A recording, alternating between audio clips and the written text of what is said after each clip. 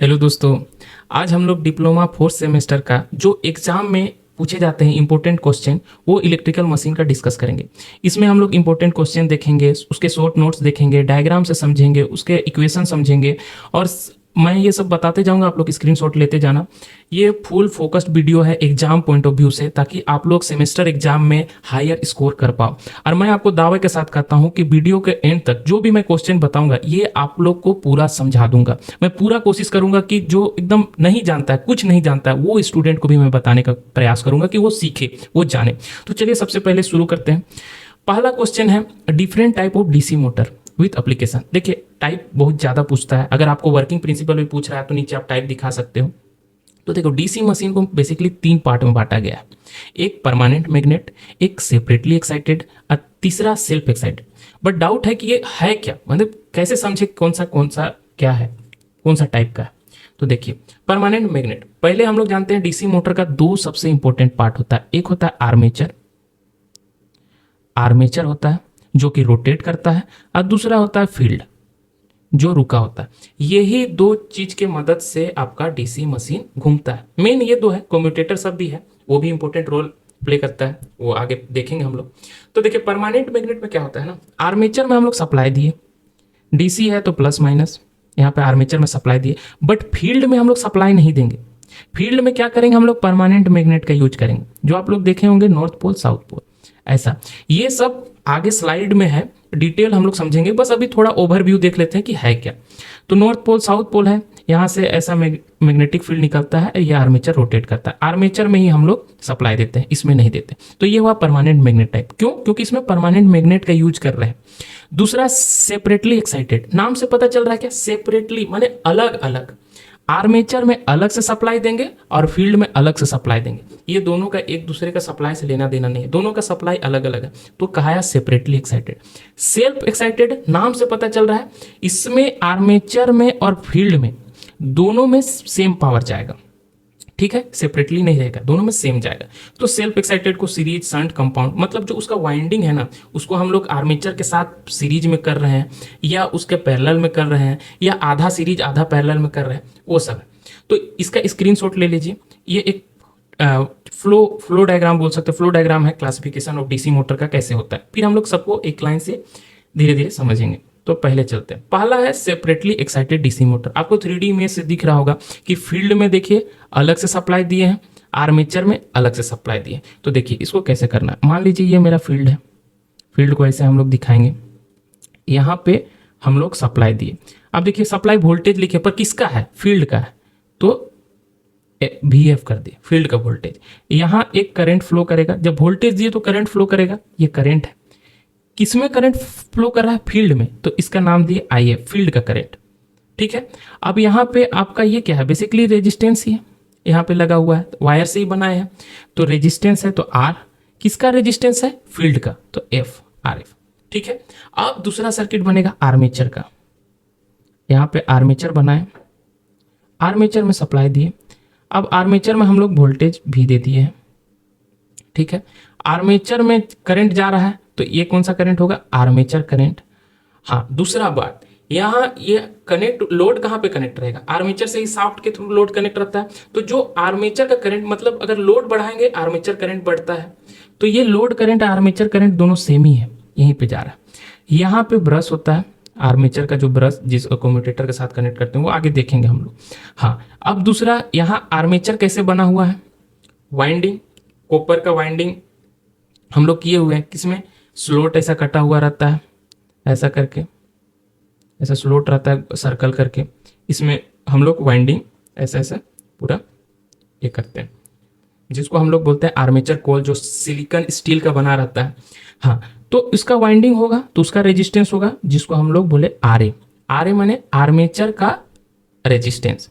अब इसमें जो करंट फ्लो करेगा उसको क्या बोलेंगे, करंट का I, और किस में करंट फ्लो कर रहा है, आर्मेचर में, तो आइए, जो आप लोग को हम पहले ही बता चुके हैं। अब देखिए क्या होता है, मान लीजिए ये है मेरा डीसी मोटर, नॉर्थ पोल बन रहा है, यहाँ पे साउथ पोल बन रहा है। ये परमानेंट मैग्नेट से नहीं बना है, ये हम लोग सप्लाई देके मैग्नेटिक प्रॉपर्टी लाए हैं, माने टेम्पोररी मैग्नेट वाला। यहाँ पे आर्मेचर है, ठीक है। यहाँ पे आप लोग देखे होंगे ओरिएंटेशन होता है क्रॉस क्रॉस, यहाँ पे डॉट डॉट। देखिए ये एग्जाम पॉइंट ऑफ व्यू से है, इसलिए इसमें पूरा उतना ज़्यादा डिटेल में हम लोग नहीं जाते। अब देखिए जैसे सप्लाई आप दीजिएगा, ये क्या करता है, ये रोटेट करने लगता है, ऐसा आर्मेचर रोटेट करता है। अब मान लीजिए यहाँ पे नॉर्थ पोल से साउथ पोल में आपका गया हुआ है मैग्नेटिक फील्ड, ठीक है, नॉर्थ से साउथ जा रहा है। अब यहाँ आर्मेचर घूमना शुरू किया, तो ये फील्ड को ये आर्मेचर कट करेगा या ना करेगा। मान लीजिए यहाँ पे फील्ड है और ये घूम रहा है, तो इसको कट करेगा, बिल्कुल करेगा। अब जहां भी Faraday's law of electromagnetic induction कहता है कि जहां भी कोई भी मूविंग कंडक्टर या फिर फील्ड, कोई भी चीज घूम रहा है, जहां फ्लक्स कट हो रहा है, माने चेंज ऑफ फ्लक्स, वहां पे ईएमएफ इंड्यूस होगा। तो यहाँ पे एक ईएमएफ इंड्यूस हुआ एकदम बिल्कुल सही। तो इस ईएमएफ का हम लोग नाम देते हैं बैक ईएमएफ। बैक ईएमएफ इसलिए नाम देते हैं क्योंकि ये सप्लाई वोल्टेज का अपोजिट में होता है, क्योंकि लेंज रूल बोलता है अपना ही काउच को अपोज करता है, जो ईएमएफ प्रोड्यूस होगा अपना ही काउच को अपोज करेगा। ये प्रोड्यूस क्यों हुआ, क्योंकि हम लोग सप्लाई वोल्टेज दिए थे, ये वोल्टेज दिए थे इसलिए प्रोड्यूस हुआ, तो इसीलिए इसको अपोज करने के लिए अपोजिट डायरेक्शन में होगा। तो ये चीज समझाने के लिए था, इसको हम लोग मिटा दिया जाए। हाँ ठीक है। अब देखिए इसका ये दोनों आप सिंपल डायग्राम समझिए, आप मतलब ये होना चाहिए कि हाँ डायग्राम हमको याद है, हमको समझ में आता है क्या है, कि फील्ड बनाए, आर्मेचर बनाए, दोनों में सप्लाई दिए, जिसका जो करंट है उसका नाम कर दिए। आज हम आप लोग को इसका इक्वेशन लिखने का रामबाण इलाज बताएंगे, मतलब आप कभी भी इसमें कंफ्यूज नहीं होंगे। देखिए हम लोग को डीसी मोटर को चालू करने के लिए सबसे पहले क्या देते हैं, वोल्टेज सप्लाई देते हैं, मेन ये है। तो जो मेन है उसको पॉजिटिव मानो, बाकी सारा चीज को नेगेटिव मानो। केवीएल का रूल हम बता रहे हैं, ये ट्रिक है। तो देखिए वोल्टेज हुआ भी, इसको भी लिखे। अब यहां से चलना शुरू करिए, यहां से चलेंगे तो वोल्टेज ड्रॉप कहाँ होगा, और वोल्टेज कहाँ पे है, एक आर्मेचर में देखिए रेजिस्टेंस भी है जिसको आरए बोल रहे हैं, और इसमें करंट फ्लो कर रहा है आईए। तो यहाँ पे एक वोल्टेज ड्रॉप होगा, वोल्टेज होगा ना, करंट इंटू आर, भी इक्वल टू आई आर होता है। तो यहाँ पे जो वोल्टेज होगा वो माइनस आई ए आर ए, क्योंकि हम बोले थे सिर्फ जहां से स्टार्ट किए उसको पॉजिटिव लीजिए, बाकी सब नेगेटिव।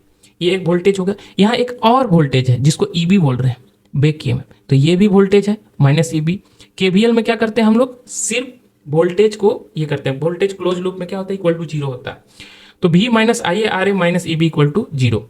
अब इसको और डिटेल में अगर आपको दिखाना है कि आर्मेचर करंट कितना होता है, तो इसको उस साइड भेज देंगे, I A R A equal to V minus E B, इसको उधर भेज दिए, पॉजिटिव हो गया। तो आई ए इक्वल टू क्या हो गया, V minus E B by R A. ये इक्वेशन आप लिख दीजिएगा, टीचर खुश हो जाएगा, एकदम धनाधना के नंबर दे देगा। अब इधर हम लोग देखते हैं फील्ड। फील्ड में अगर हम आपको पूछ दिए कि फील्ड का करंट क्या है, तो करंट क्या होता है, आई एफ इक्वल टू भी ए बाई आर, सिंपल है। भी इक्वल टू आई आर से, V equal to I R, Ohm's law जानते हैं, I equal to V by R. V क्या है, यहाँ का वोल्टेज है, आर क्या है, यहाँ का रेजिस्टेंस है आर एफ। बस ये आपका सेपरेटली एक्साइटेड डीसी मोटर का हो गया, इसमें कुछ नहीं है। अगर आपको थोड़ा भी लग रहा है कंफ्यूजन है, आप कमेंट्स में पूछिए, मैं आपको बताऊंगा। और दूसरा बात ये है कि आप थोड़ा वीडियो पीछे करके एक बार फिर देख ले कि क्या बोलना चाह रहा है। अब इसका यूजेस कहाँ पे यूज करते हैं, तो देखिए सेपरेटली एक्साइटेड डीसी मोटर का हम लोग रोलिंग मिल्स में, वेरिएबल स्पीड प्रिंटिंग प्रेस में इसका यूज करते हैं। मतलब ये एक तरह से देखिएगा ना, बहुत ही स्मूथ चलता है, मतलब हम लोग को कांस्टेंट स्पीड एक तरह से मिलता है। तो यहाँ पे रोलिंग मिल सब में देखिएगा, जब आप इसको स्टील बोलते हैं, जब स्टील गर्म स्टील को डाला जाता है, फिर उसको प्लेट माने एक सीट की तरह या फिर रोड की तरह, जैसे भी आपको बनाना हो उसके लिए सब रोलिंग मिल का यूज करते हैं। अभी तो करेंटली इंडस्ट्री सब में इंडक्शन मोटर का ही यूज कर रहे हैं, क्योंकि आप लोगों को पता होगा ड्राइव आ जा रहा है, ड्राइव से स्पीड आराम से कंट्रोल कर सकते हैं। तो ये दोनों है, आप देख लीजिए प्रिंटिंग मशीन में भी इसका यूज होता है। इसका इधर थोड़ा डिटेल्स लिखा हुआ है क्यों यूज होता है, ये सब आप लोग स्क्रीनशॉट लेके पढ़ लीजिए। अब नेक्स्ट है डीसी सीरीज मोटर। नाम से ही पता चल रहा है सीरीज, मतलब आर्मेचर और फील्ड दोनों सीरीज में रहेगा। तो देखिए एक सेकेंड, ये आर्मेचर बन गया मेरा और ये मेरा फील्ड बन गया। ये देखिए आर्मेचर और फील्ड हम लोग दोनों क्या में कनेक्ट कर दिए, सीरीज में कनेक्ट कर दिए। आर्मेचर में बताया क्या रहता है, बैक ईएमएफ ईबी। यहाँ पे आप सीरीज है तो सीरीज में जो रेजिस्टेंस होगा उसका क्या नाम दे देंगे, रेजिस्टेंस का आर, सीरीज का एस सी लगा दिए। यहाँ पे जो करंट आएगा वो क्या होगा, करंट का आई, यहाँ पे जो करंट जा रहा है वो एस सी। यहाँ पे सप्लाई वोल्टेज रहेगा जो हम लोग दिए, ये लोड करंट सेम रहेगा। ठीक है, यहाँ पे ब्रश बना दीजिए, ये डायग्राम आप बना दिए। अब देखिए यहाँ पे आपको फिर से केवीएल ही यूज करना है, जिससे आप पूरा इक्वेशन समझा सकते हैं। आप लिख भी सकते हैं कि इसमें आर्मेचर और फील्ड दोनों सीरीज में कनेक्ट रहता है। सबसे मेन क्या है, सप्लाई वोल्टेज, केवीएल लगाएंगे हम लोग फिर से, सप्लाई वोल्टेज भी पॉजिटिव, अब बाकी सब नेगेटिव में होगा, माइनस यहाँ पे वोल्टेज होगा कुछ, करंट भी है, रेजिस्टेंस भी है, तो करंट भी है, रेजिस्टेंस भी है, तो V equal to I R होता है, आप लोग को पता है ओम्स लॉ से। तो यहाँ पे करंट क्या है, ISC, रेजिस्टेंस क्या है, RSC, माइनस यहाँ पे देखिए दो वोल्टेज होगा, एक तो वो बैक ईएमएफ वाला, और एक ये जो आर्मेचर जो रेजिस्टेंस से बना है जिसको RA बोलते हैं। और यहाँ पे करंट आएगा, आर्मेचर में जो करंट आएगा उसको क्या नाम दे देंगे, IA।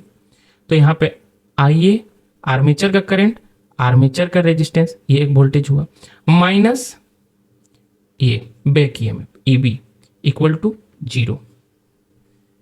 सही है कि नहीं, बिल्कुल सही है। अब इसमें देखिए यहाँ पे ISC आपको दिख रहा है, यहाँ पे IA दिख रहा है, दोनों क्या है, सीरीज में है। सीरीज में करंट क्या होता है, सेम होता है, सीरीज में करंट सेम होता है, तो ISC इक्वल टू IA लिख सकते हैं, कोई दिक्कत नहीं, क्योंकि सीरीज में यही करंट जितना एम्पियर है इसमें भी सेम है। तो V minus IA RSC minus IA RA minus EB equal to 0।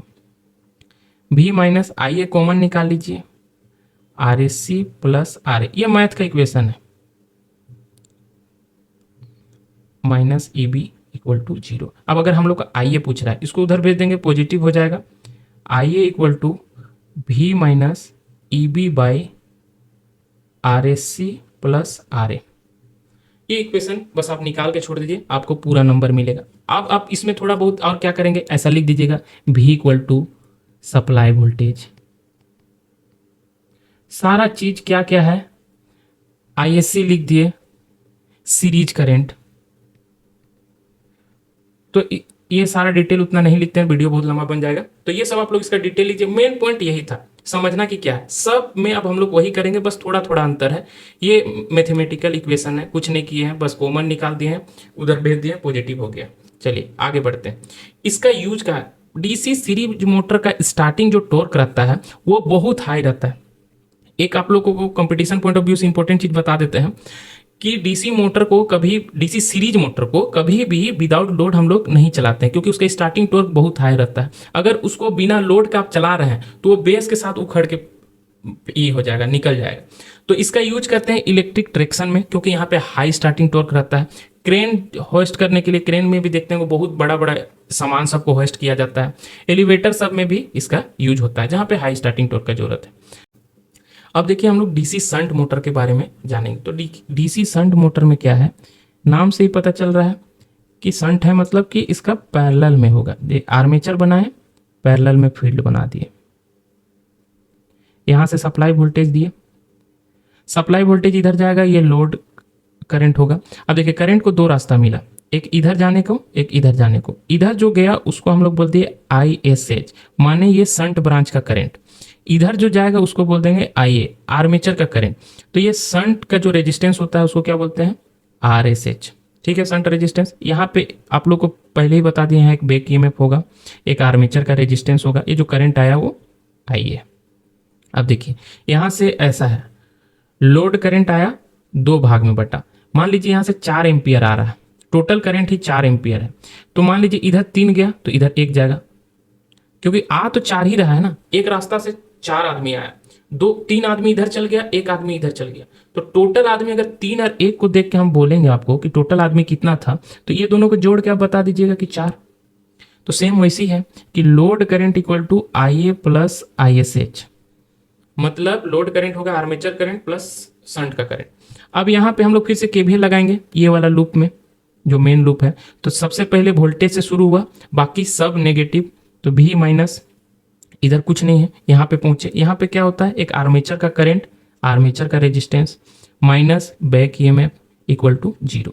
अब अगर आपको कोई आर्मेचर करंट पूछ दे तो क्या होगा, IAR equal to V minus EB। Armature current equal to क्या होगा, V minus EB by RA। Mathematical expression है, इधर उधर कर दिए। अब अगर कोई पूछ दिया शंट का करंट ISH क्या होगा, तो देखिए ये वोल्टेज पैरेलल में, पैरेलल में वोल्टेज सेम रहता है, मतलब यही वोल्टेज यहाँ पे है। तो I S H equal to क्या हो जाएगा, V by R S H होगा कि नहीं। करंट यहाँ पे जो आएगा ये वोल्टेज बाय रेजिस्टेंस। तो ये न्यूमेरिकल भी बहुत सारा पूछता है, तो आप इससे आराम से बना सकते हैं। आगे देखते हैं, आगे इसका यूज कहाँ पे है। तो centrifugal pump, blower and fans, जहाँ पे लेथ मशीन, जहाँ पे आपको कांस्टेंट स्पीड का जरूरत है, कांस्टेंट स्पीड का जहाँ जरूरत है वहाँ आप डीसी शंट मोटर यूज करेंगे। और जहाँ हाई स्टार्टिंग टॉर्क है वहाँ पे आप डीसी सीरीज मोटर यूज करेंगे। आगे बढ़ते हैं, डीसी कंपाउंड मोटर। अब इसमें शॉर्ट शंट, लॉन्ग शंट दो गो होता है। तो देखिए शॉर्ट शंट कैसे बनता है, यहाँ पे आप एक बना दिए आर्मेचर, ठीक है, यहाँ पे एक, इसके वाइंडिंग को दो भाग में बांट देता है, यही हुआ शॉर्ट शंट। सीरीज में देखे थे सीरीज था, शंट में देखे थे शंट लगा हुआ था। कंपाउंड मोटर मतलब दोनों का कॉम्बिनेशन टाइप से होगा। देखिए कॉम्बिनेशन है, सीरीज में भी है शंट में भी है, ठीक है। ये दोनों पैरेलल है और इसके साथ सीरीज में एक वाइंडिंग है। सीरीज का क्या नाम देते थे, आर एस सी, शंट का क्या नाम देते थे, आर एस एच। यहाँ पे क्या होगा, एक बैक ईएमएफ ईबी, यहाँ पे हम लोग सप्लाई वोल्टेज देंगे, ये वोल्टेज यहाँ से जाएगा, यहाँ पे जो करंट होगा आई एस सी, यहाँ पे जो करंट होगा आई एस एच, सेम वही चीज है, यहाँ पे जो करंट होगा आई ए। आईएससी और लोड करंट दोनों सेम चीज है, लोड के बराबर जो करंट होगा वही होगा आईएससी। तो देखिए फिर हम लोग बोल सकते हैं ISC equal to I A plus I S H, यही वाला दो भाग में बटा, सेम वैसी। फिर हम लोग केवीएल लगाएंगे, यहाँ से चलना शुरू करेंगे, भी माइनस। अब देखिए यहाँ से जैसे आइएगा, अभी ये रेजिस्टेंस वाला मिल गया, तो यहाँ पे कुछ वोल्टेज होगा, तो वोल्टेज क्या है, आई इंटू आर। तो फिर करंट क्या है इसमें, आई एस सी, यहाँ पे जो करंट है आई एस सी, और यहाँ पे जो रेजिस्टेंस है are S C. V equal to I R है, बट नाम आई एस सी दिए हुए हैं इसलिए आई एस सी लिखे, आर एस सी दिए होता है आर एस सी लिखे। शंट वाला को नहीं लेंगे हम लोग, बड़ा लूप में ही लगाएंगे। इधर आए, फिर माइनस आई ए आर ए, फिर यहाँ पे आप देखिएगा minus E B equal to 0। ये आपका इक्वेशन बन गया। अब आपको अगर करंट निकालना है, ये आर्मेचर करंट निकालना है, तो इक्वेशन में पुट करिए, आर्मेचर करंट निकल जाएगा। सिंपल सा है, बेसिक यही है। इसका यूज कहाँ करते हैं, एक शॉर्ट लॉन्ग शंट भी आपको, हाँ शॉर्ट शंट था, लॉन्ग शंट यहाँ पे गलत लिख ये हो गया है, ये लॉन्ग शंट है, ठीक है।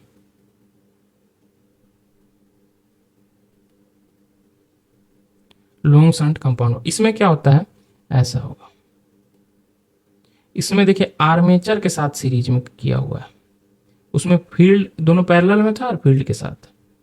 यहाँ पे वोल्टेज, यहाँ पे सेम लोड करंट, यहाँ पे जो जाएगा वो आई एस एच, यहाँ पे जाएगा आर एस एच, सब सेम आप बनेगा, आई एस सी, यहाँ पे जाएगा आर एस सी। अब देखिए आई एस सी जो होगा वो सेम होगा आई ए का, क्योंकि सीरीज में करंट सेम होता है।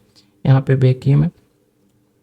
अब इसका इक्वेशन अगर हम आपसे पूछे कि वोल्टेज सोर्स का बताओ, तो पहले वोल्टेज माइनस कौन आया, I S C R S C minus I A R A minus E B equal to 0 होगा। ये नहीं, वोल्टेज ड्रॉप भी आप ब्रश के अकॉर्डिंग वोल्टेज ड्रॉप भी कहीं कहीं लिखा होता है 2 VB, इसको बोलते हैं ब्रश का वोल्टेज ड्रॉप। ये नेग्लेक्ट करके हम लोग चलते हैं, अगर कहीं इक्वेशन में दे रहा है, अगर कहीं पे न्यूमेरिकल में मांग रहा है तो ये दीजिएगा। तो V minus I S C R S C minus I R A minus I B. I S C equal to आप लिख सकते हैं आई ए, फिर यहाँ आई ए पुट करके आप आई ए का वैल्यू निकाल सकते हैं, यहाँ तक भी छोड़ दीजिएगा तो कोई दिक्कत नहीं, आपको समझ में आ जाएगा कि क्या है। असंट करंट कोई पूछ दिया, I S H equal to same V by R S H. अब देखिए इसका यूजेस कहाँ होता है, पंच प्रेस में इसका यूज होता है, रोलिंग मिल में भी इसका यूज होता है, प्रिंटिंग प्रेस में भी इसका यूज होता है। इसका देखिए यहाँ पे लिखा हुआ, application that require high starting torque combined with A Fairlie constant speed under bearing loads. मतलब लोड को अगर हम चेंज कर रहे हैं और स्टार्टिंग टॉर्क भी हाई चाहिए, तो वैसे केस में हम लोग ये कंपाउंड मोटर का यूज करते हैं। शॉर्ट और लॉन्ग शंट कंपाउंड मोटर दोनों में हम लोग सेम एप्लीकेशन में यूज होता है दोनों का। अब देखिए हम आप लोग को बताए थे परमानेंट मैग्नेट। परमानेंट मैग्नेट क्या है, देखिए यहाँ पे लिखा हुआ है नॉर्थ पोल साउथ पोल। ये क्या है, फील्ड में जो आप यूज किए हैं ये परमानेंट मैग्नेट है, और आर्मेचर में देखिए सप्लाई दिया है। वहाँ आप लोग देखे होंगे सीरीज शंट कंपाउंड सब में हम लोग दोनों में सप्लाई दे रहे थे, बट इसमें देखिए सिर्फ आपका आर्मेचर में सप्लाई दिया है, इस दोनों में सप्लाई नहीं। ये दोनों परमानेंट मैग्नेट है, यहाँ पे लिखा भी हुआ है क्योंकि यहाँ पे मैंने बोल दिया है कि फील्ड की जगह हम लोग परमानेंट मैग्नेट का यूज करते हैं। तो इस लेक्चर में सिर्फ हम लोग यही डिस्कस करेंगे। आगे वाला लेक्चर जैसे ही पार्ट 2 आता है उसमें हम लोग डिस्कस करेंगे टॉर्क इक्वेशन कि क्या है, टॉर्क इक्वेशन कैसे निकालते हैं। उसके बाद हम कोशिश करेंगे कि इंडक्शन मोटर का भी जो इंपॉर्टेंट क्वेश्चन प्रीवियस ईयर में आए हैं वो डिस्कस करें। तो आप चैनल को सब्सक्राइब कर लो भाई। जल्दी मिलते हैं नेक्स्ट वीडियो के साथ। Thank you.